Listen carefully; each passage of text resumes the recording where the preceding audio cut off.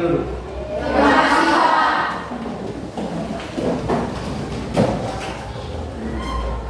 Apa kabar hari ini? Baik. Bagus. Hari ini kamu keadaan sehat selalu. Kita memulai pembelajaran hari ini, kita buka dengan doa. Nona buka dulu.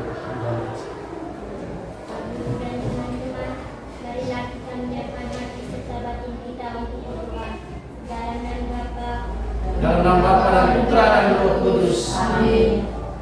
Allah Bapa yang Maha Kasih, betapa berat tugas penulisan yang Engkau berikan kepada putra untuk menyampaikan kabar sukacita tentang karya keselamatan. Kuatkanlah kami agar kami juga mampu melaksanakan tugas kami sehari-hari yang telah dipercayakan kepada kami.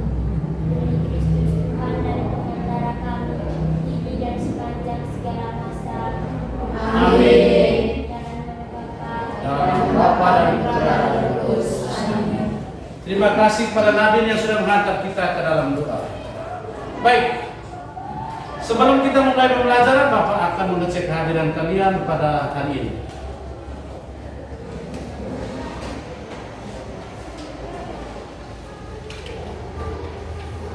Aquina Alosia Angela, Hadir Pak. Aprimus Bakobali, Hadir Pak. Elizabeth Jane Arianti Kaju, Hadir Pak. Elizabeth Jane Natalin. Hadir Pak. Bagus, kalian semua pada hari ini hadir. Tepuk tangan untuk kehadiran kita pada hari ini. Oke. Yang berikut, kita kembali melihat kesepakatan kelas kita sebelum kita mulai pelajaran hari ini.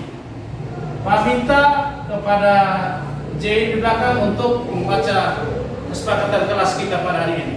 Silakan. Kesepakatan kelas.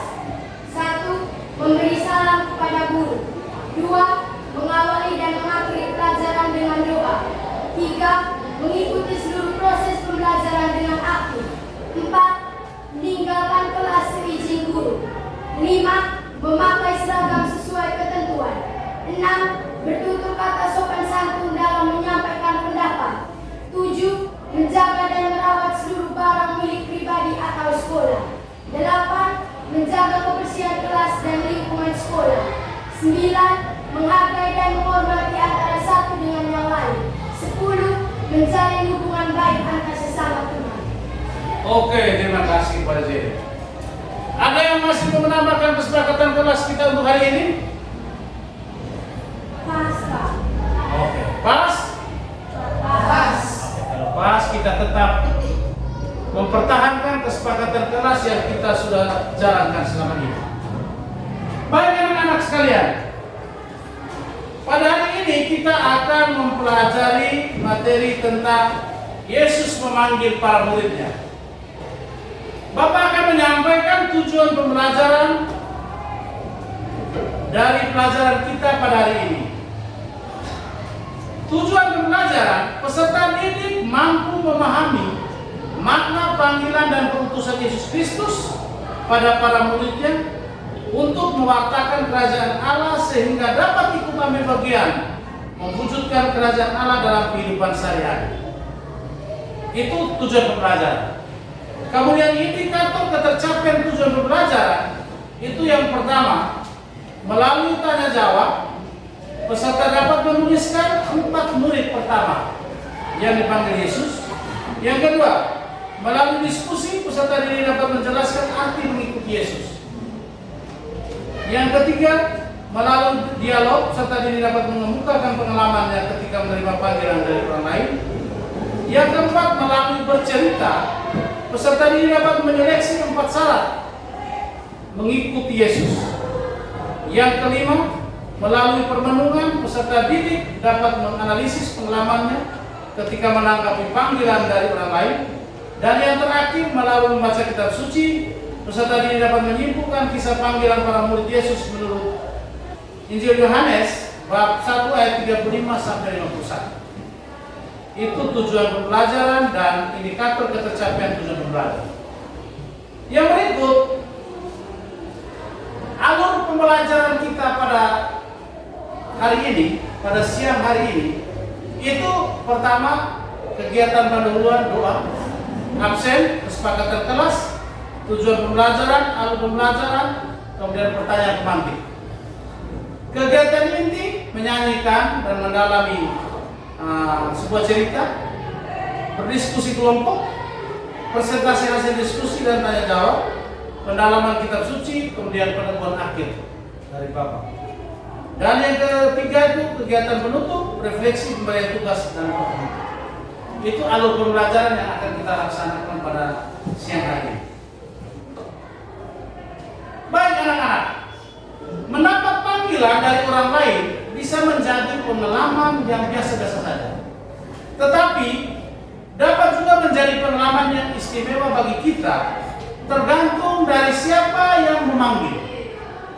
Kalau orang yang memanggil adalah tokoh-tokoh ternama atau orang yang memiliki pengaruh, memiliki kewibawaan dan bukan orang biasa, maka pengalaman panggilan itu akan menjadi sebuah pengalaman yang istimewa dan luar biasa. Maka kita akan menjadi pengalaman yang berkesan dalam kehidupan seseorang. Baik, bagaimana perasaan kalian apabila kalian menghadap ke kantor polisi? Nesya coba. Dan tidak percaya diri.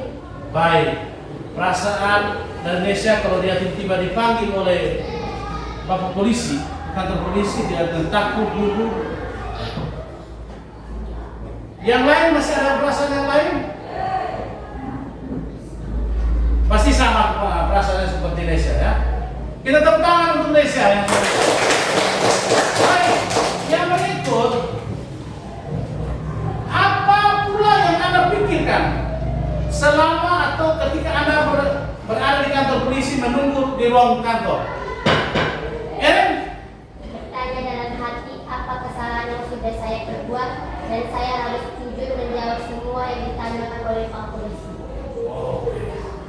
Baik. Eren dia bilang bertanya dalam hati, bertanya-tanya ya. Apa kesalahan yang sudah dilakukan? Lalu dalam hati juga dia berkata bahwa dia nanti akan menceritakan secara jujur apabila dia memiliki persoalan atau masalah yang dia alami ketika berada di kantor polisi. Bagus, tepuk tangan tuh Eren. Pertanyaan yang ketiga, apakah ada yang mempunyai pengalaman yang mirip atau setidaknya berkaitan seperti yang ditanyakan oleh Bapak tadi? Oh, Tristan? Ada. Oke, coba kau ceritakan kau punya pengalaman yang mirip seperti yang disampaikan oleh Nesya tadi.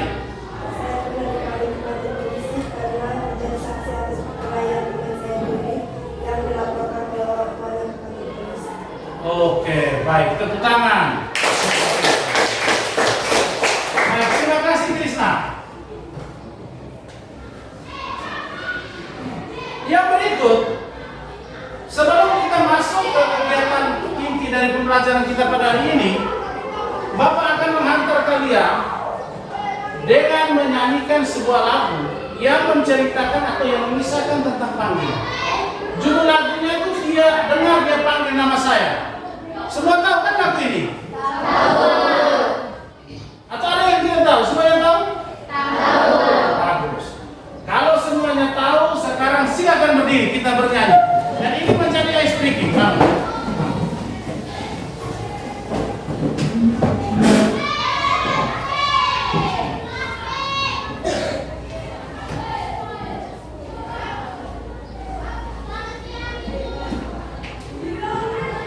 Dengan gerakannya kita lihat.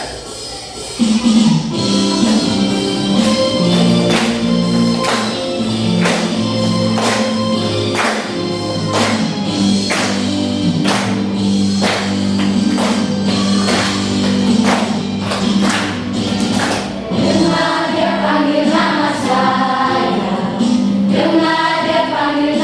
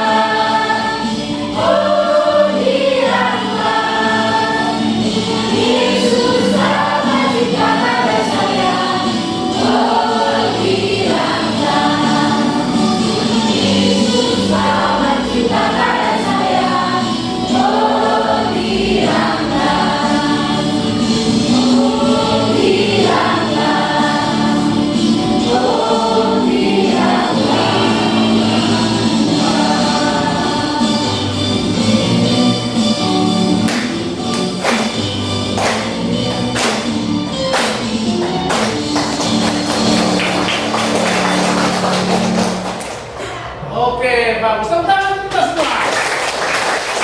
Silakan dulu. Sekarang kita langsung bagi ke dalam kelompok. Silakan kalian bagi dalam 3 kelompok. Ini dari pertama kedua kelompok 1, ini kelompok 2, sana kelompok 3. Oke, berkekasnya baik anak-anak, kalian sudah bentuk kelompok. Dalam kelompok, kalian Bapak akan bagikan lembar kerja peserta didik. Lembar kerja peserta didik sambil kalian membaca cerita yang ada di dalam buku pegangan siswa halaman 35. Atau kalian dilihat di PowerPoint yang Pak tayangkan. Di situ ada cerita. Ya. Sekarang Bapak akan bagikan kepada kalian lembar kerja peserta didik. Ini ada 6 pertanyaan.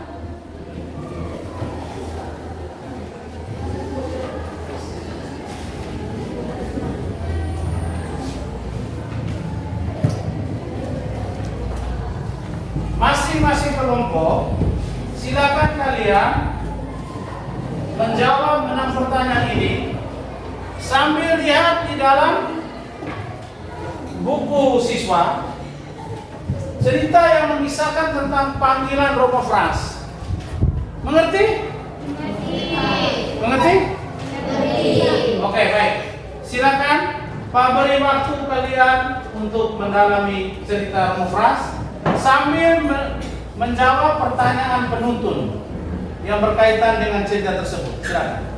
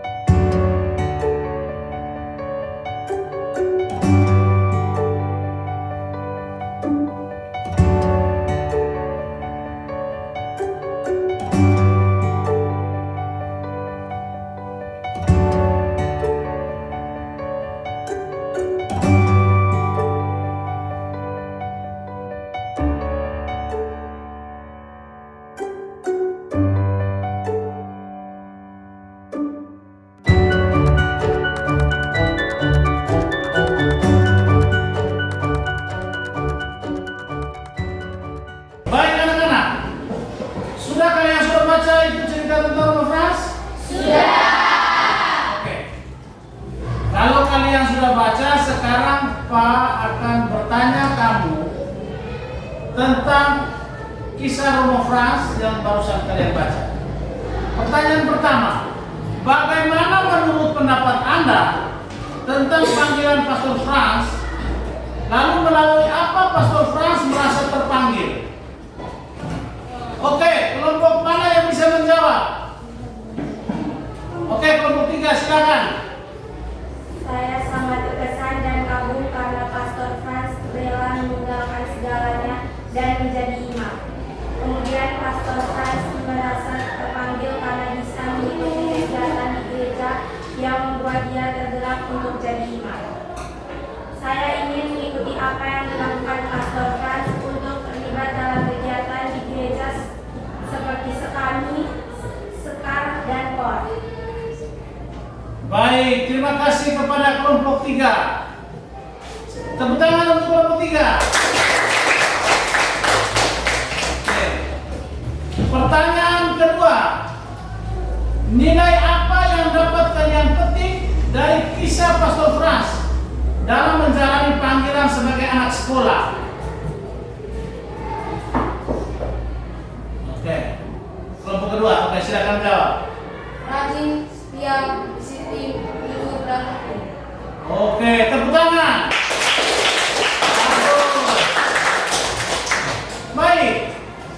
Pertanyaan ketiga, ceritakanlah sebuah pengalaman yang mungkin kalian alami dalam keseharian, itu pengalaman dipanggil oleh orang lain. Oh baik, ada Nadine, silakan. Kemarin saat pulang sekolah, ada teman saya yang bernama Noah dan Tuhan hilang. Dan orang tuanya Noah tidak terima dan membawa mereka kepada polisi. Saat saya sedang duduk di depan teras, ada seorang mama datang memanggil saya dan menyuruh saya di kantor polisi. Saya merasa takut. Baik, luar biasa cerita pengalaman dari Nadine. Kita tepuk tangan untuk Nadine. Baik, dari 3 pertanyaan ini berarti kalian sudah pahami tentang kisah panggilan dari Romo Frans, ya. Dan setiap kita itu memiliki panggilan hidup masing-masing. Panggilan yang dialami oleh Romo Frans sebagai seorang pastor, kita sebagai umat Allah juga dipanggil oleh Yesus untuk turut ambil bagian dalam panggilan Yesus untuk menyelamatkan dan memberitakan kerajaan Allah. Untuk itu, untuk mendalami tentang panggilan hidup yang kita jalani, kita masuk ke pendalaman kitab suci. Untuk pendalaman kitab suci, silakan kalian masing-masing kelompok itu lihat di dalam buku siswa halaman 37 yang mengisahkan tentang panggilan Yesus terhadap para murid. Di situ ada beberapa teks kitab suci. Kelompok pertama, Mesia dan kawan-kawan, silakan mendalami teks kitab suci Matius bab 4 ayat 18 sampai 22. Kelompok yang kedua, kelompoknya Trisna, silakan mendalami kitab suci Injil Lukas bab 5 ayat 27 sampai 32. Kelompok ketiga, Injil Lukas bab 9 ayat 57 sampai 62. Silakan kalian membaca teks itu, kemudian melihat dengan pertanyaan penuntun di dalam lembar kerja peserta didik yang sudah ada dan Pak bagi kepada kalian tadi. Oke, silakan. Silakan.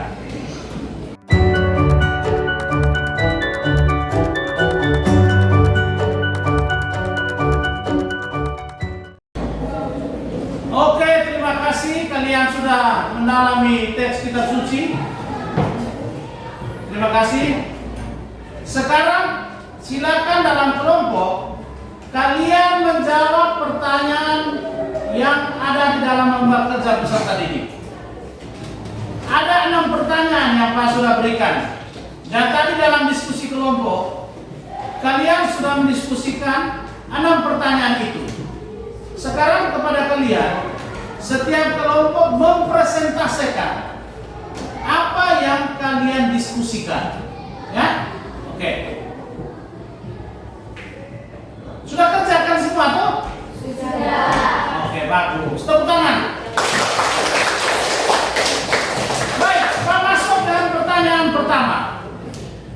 Temukan gagasan penting yang berkaitan dengan panggilan menjadi murid Yesus. Oke, kelompok mana yang siap untuk menjawab? Oke, kelompok 1 silakan. Yesus memanggil 12 orang untuk dipilih menjadi muridnya. Mereka dipanggil oleh Yesus untuk menjadi partnernya dalam mewartakan kabar sukacita kerajaan Allah. Yesus memanggil para muridnya melalui berbagai cara. Ada sebagian yang menawari secara langsung tanpa berbelit-belit dan meninggalkan segala-galanya. Mereka bersedia untuk meninggalkan pekerjaan, keluarga, dan tanpa berpikir panjang langsung mengikuti Yesus. Oke, bagus sekali jawaban dari kelompok 1. Kita tepuk tangan untuk kelompok 1. Pertanyaan nomor 2. Apakah Yesus juga masih memanggil manusia zaman sekarang menjadi murid-muridnya? Kelompok mana yang bisa menjawab? Oh, masih dari kelompok 1, silakan. Nesya. Ya, Yesus sudah memanggil murid-muridnya untuk mengikuti Dia. Hal ini kita dapat melihat dalam diri banyaknya orang yang menjadi imam, bruder, suster, dan frater. Panggilan lain juga kita dipanggil untuk menjadi awam atau umat yang baik dengan meladeni ajaran Yesus imam, harapan, dan cinta kasih. Tepuk tangan untuk kelompok satu. Sekarang kita masuk ke pertanyaan ketiga. Ceritakan kembali kisah panggilan para murid Yesus menurut Injil Yohanes bab 1 ayat 35 sampai 51. Oke, kelompok 2 silakan, Mama. Dan ketika Yesus sedang berjalan menyusuri danau Galilea, ia melihat dua orang bersaudara, yaitu Simon yang disebut Petrus dan Andreas saudaranya. Mereka sedang menegakkan jala di danau, sebab mereka menjala ikan. Yesus berkata kepada mereka, "Mari, ikutlah aku, dan kamu akan kujadikan penjala manusia." Lalu mereka pun segera meninggalkan jalannya dan mengikuti Dia. Bagus. Tepuk tangan untuk Oke. Baik, pertanyaan yang keempat. Syarat-syarat apa saja untuk dapat menjadi pengikut Yesus Kristus? Masih dari kelompok 2, silakan, Grace. Menyangkal diri tidak mendahulukan kepentingan sendiri, tetapi mendahulukan kepentingan orang lain atau bersama, memangku salibnya dan mengikuti Yesus. Bagus sekali jawaban dari kelompok 2. Tepuk tangan untuk kelompok 2. Oke. Sekarang kita masuk ke pertanyaan ke-5. Bagaimana cara Yesus memanggil murid-muridnya? Oke, dari kelompok 3. Oke, silakan. Yesus tidak pernah membeda-bedakan latar belakang orang. Dia memanggil mereka dari beragam profesi dan status. Orang kaya dan mapan kehidupannya bukan para pejabat atau penguasa, melainkan para nelayan, orang yang hidupnya sederhana, bahkan cenderung berkekurangan, dan juga orang-orang yang dianggap berdosa. Oke, bagus. Tepuk tangan untuk jawaban dari kelompok 3. Pertanyaan terakhir. Jelaskanlah arti mengikuti Yesus. Oh, masih dari orang dari kelompok 3 juga. Oke, silakan kelompok 3. Yesus memanggil para murid untuk turut ambil bagian dalam tugas utusannya. Oleh karena itu, sikap yang dituntut adalah datang kepada Yesus, melihat dengan akal budinya, memahami siapa Yesus dan apa maksud panggilannya. Murid-muridnya perlu tinggal bersama-sama dengan Yesus supaya mereka dapat menjalin hubungan pribadi secara lebih mendalam dengan Yesus. Bagus sekali. Tepuk tangan untuk. Baik anak, kalian sudah diskusi dengan baik 6 pertanyaan yang ada di dalam lembar kerja peserta didik yang Bapak kita. Sekarang Pak akan membuat kesimpulan dan penegasan akhir tentang pembelajaran kita pada hari ini. Yesus memanggil para murid.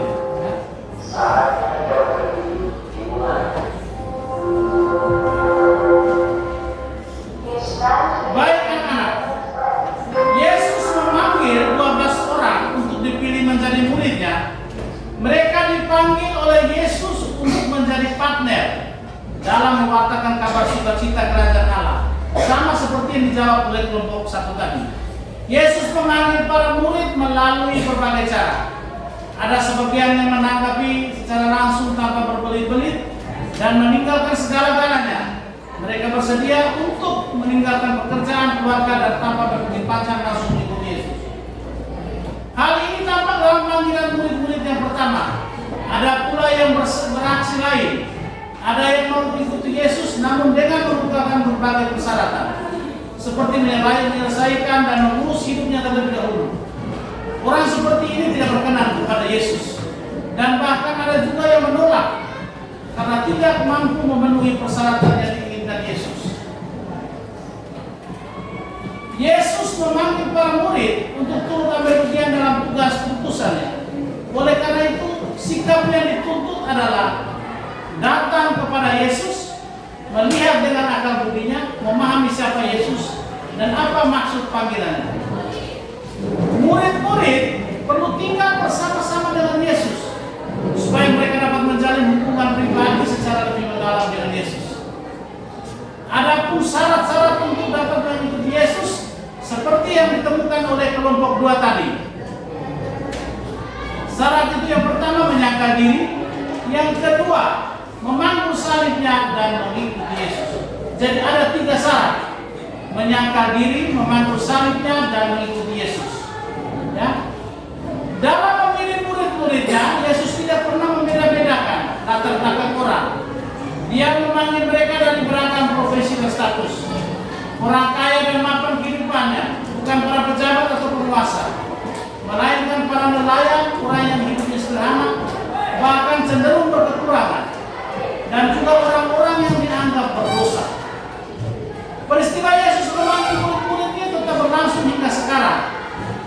Yesus ingin memanggil semua orang untuk menjadi muridnya, seperti yang dijawab tadi dari kelompok 2, bahwa sampai sekarang Yesus tetap memanggil kita. Kita pun dipanggil untuk menjadi muridnya, untuk menjalani tugas sebagai partner. Partner itu sama dengan teman, ya. Dalam mewartakan kabar sukacita kerajaan Allah. Dipanggil untuk hidup seperti para murid Yesus yang terdahulu, yang selalu dekat dan hidup bersama dengan Yesus. Baik, dalam Injil Matius dan Injil Lukas itu mengisahkan tentang Yesus memanggil dan menarik murid yang pertama. Panggilan selalu diawali dari Yesus. Yesuslah yang mengambil inisiatif yang pertama, dan yang kedua ketika Yesus memanggil mereka dengan serta-merta menanggapinya secara spontan. Tidak ada sedikit pun keraguan dalam menanggapi panggilan Yesus. Ketika mereka dipanggil oleh Yesus bukan orang-orang kaya dan mapan, melainkan para nelayan, orang yang hidupnya sederhana. Kemudian lebih lanjut, dalam berbagai pengajaran Yesus menyampaikan beberapa persyaratan. Setiap orang yang mengikuti aku, orang yang mau mengikuti Yesus harus mengambil sikap yang mantap. Tidak terlalu banyak pertimbangan, tidak terikat dengan apa yang menjadi miliknya dan apa yang menjadi tugasnya selama ini. Mereka juga harus berani melepaskan keterikatan dengan keluarga. Keluarga memang penting, tetapi jangan sampai kecintaan pada keluarga menjadi penghalang untuk bersikap terbuka kepada Yesus. Baik, ini adalah penegasan dari Bapak berkaitan dengan materi pembelajaran kita pada hari ini. Sekarang kita masuk ke bagian akhir dari pembelajaran kita, yaitu refleksi. Anak-anakku sekalian, hari ini kita telah mempelajari tentang panggilan Yesus kepada murid-murid. Seperti para murid Yesus yang pertama, kita pun juga dipanggil menjadi murid. Dalam dan melalui sakramen baptis, kita telah menyatakan kesediaan menerima panggilan itu, yang menjadi pertanyaan untuk kita dalam refleksi pada siang hari ini. Itu yang pertama. Setiap orang mencatat pertanyaan ini dan merefleksikan sebentar. Silakan mencatat. Pertanyaan pertama: apakah kehidupanku sebagai murid Kristus sudah sesuai dengan yang diharapkan Kristus sendiri? Itu pertanyaan pertama. Pertanyaan kedua: apakah kehidupanku sehari-hari sudah mampu menghadirkan Kristus yang menyelamatkan, yang berbelas kasih pada sesama? Silakan anak-anak refleksikan. Bapak beri waktu 5 menit setiap orang untuk refleksi. Silakan. Oke, baik, kalian sudah refleksikan pertanyaan itu. Sekarang Bapak akan bertanya tentang dua pertanyaan refleksi tadi. Pertanyaan pertama: apakah kehidupanku sebagai murid Kristus sudah sesuai dengan apa yang diharapkan oleh Kristus sendiri? Siapa yang bisa membagikan hasil refleksinya? Ya, Nona, silakan. Dalam refleksi saya sudah menjalankan kehidupan sebagai murid Yesus dengan bersikap dan berperilaku sesuai dengan apa yang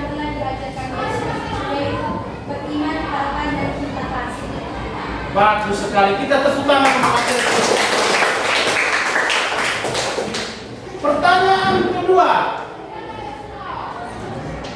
Apakah kehidupanku sehari-hari sudah mampu menghadirkan Kristus yang menyelamatkan, yang berbelas kasih pada sesama? Siapa yang bisa membangkitkan hasil refleksinya? Oke, Trisna. Saya sudah melaksanakan dan menghadirkan Yesus dalam kehidupan saya. Hal ini menjadi pedoman saya. Saya suka membawa teman saya yang ada di sini. Oke, bagus sekali. Kita tepuk tangan. Trisna sudah membuktikan bahwa dia meneladani panggilan Yesus dengan berbuat kasih kepada sesama yang berkesusahan. Dan tentunya anak-anak sekalian juga memiliki pengalaman yang sama seperti Trisna. Benar tidak? Benar. Baik. Ini adalah refleksi kita tentang materi pembelajaran kita pada siang hari ini. Sekarang Bapak akan memberikan tugas kepada kalian. Silakan setiap kalian mencatat tugas untuk minggu berikut. Pertanyaannya hanya satu. Lakukanlah wawancara dengan ketua lingkungan atau ketua kelompok umat basis, atau kelompok basis gereja ini, KUB ya. Wawancara. Isi wawancaranya itu adalah nama lingkungan, jumlah anggota, latar belakang kehidupan setiap jemaat di lingkungan itu. Yang berikut kegiatan yang sering dilakukan dalam jemaat, keterlibatan jemaat dalam kegiatan, hubungan antar anggota, hubungan dengan masyarakat, hambatan dalam kehidupan jemaat, dan yang terakhir, kelompok bisa menambahkan pertanyaan lain selain pertanyaan penuntut yang Bapak berikan. Ini adalah tugas yang akan kalian kerjakan secara mandiri, wawancara pengurus lingkungan dan pengurus kelompok umat basis masing-masing. Bisa laksanakan tugas ini? Bisa. Bisa laksanakan? Bisa. Oke, bagus. Baik anak-anak, dengan Bapak memberikan tugas, pembelajaran kita berakhir di sini. Kita tutup pembelajaran kita pada siang hari ini dengan doa. Doa dipimpin oleh Nona ya. Bisa ya? Kita semua berdiri untuk doa penutup. Silakan. Kita berdoa.